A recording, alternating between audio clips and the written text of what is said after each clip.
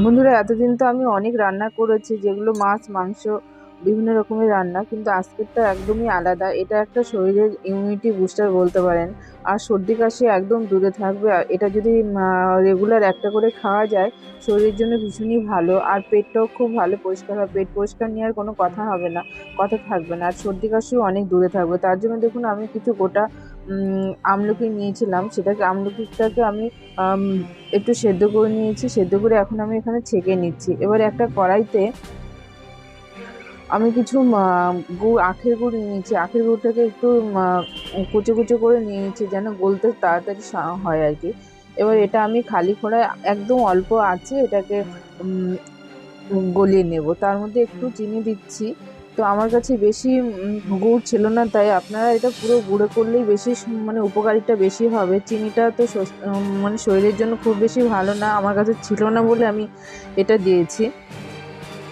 তো এবার গুড়টা অল্প গলে এসছে, গুড়টা গলে গেছে, কিন্তু চিনিটা এরপরে পুরোটাই গলে যাবে। তার মধ্যে আমি আমলকিগুলো দিয়ে দিচ্ছি। এবার আমলকিগুলো যেহেতু সেদ্ধ ছিল, তো ওই জন্য সেদ্ধ করে নিয়েছি, ওই জন্য ভেঙে যায়।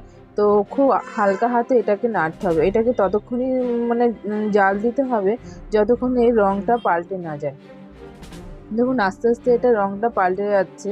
তো রংটা যেমন যখন এরকম কালচে কালচে একটু মানে একটু লাল লাল বেশি গাঢ় লাল হবে, তখন ওটা মনে বুঝবেন যে হয়ে গেছে, ভেতরে পুরো রস ঢুকে যাবে। দেখতে অনেক সুন্দর লাগছে এটা। তো আমি এটা এইভাবে আজ বন্ধ করে দিলাম। আর পুরো সারা রাত আমি এটা এইভাবেই রেখে দেবো। তো এখানে একটা শুকনো খোলায় আমি কিছু মশলা করে নিচ্ছি।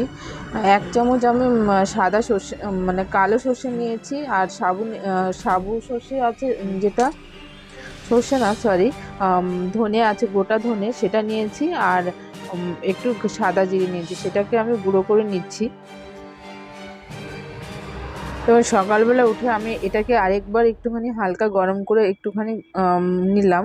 তো নিয়েই বন্ধ করে দিয়েছি। তার মধ্যে আমি 2 চামচ ওই মশলা থেকে, গুঁড়ো মশলা যেটা করেছি সেখান থেকে দুটো মানে 2 চামচ গুঁড়ো মশলা এর সঙ্গে অ্যাড করেছি। এর সঙ্গে দিয়েছি কারণ যে এটা দিলে অনেক বেশি ভালো লাগবে, এটার গন্ধটা অনেক সুন্দর, ওই জন্য দেওয়া হয়েছে। দেখুন কত সুন্দর হয়েছে কালারটা। কালারটা যেমন সুন্দর, খেতেও অনেক বেশি ভালো। আর খুব সবথেকে বড় কথা হচ্ছে খুব উপকারী শরীরের জন্যে। তো এটা আপনারাও একবার এভাবে করে দেখুন, দেখবেন আশা করি খুব ভাল লাগবে। আর আমলকি এইভাবে খেলে মনে হবে সব আমলকিগুলো একবারেই খেয়ে নিই।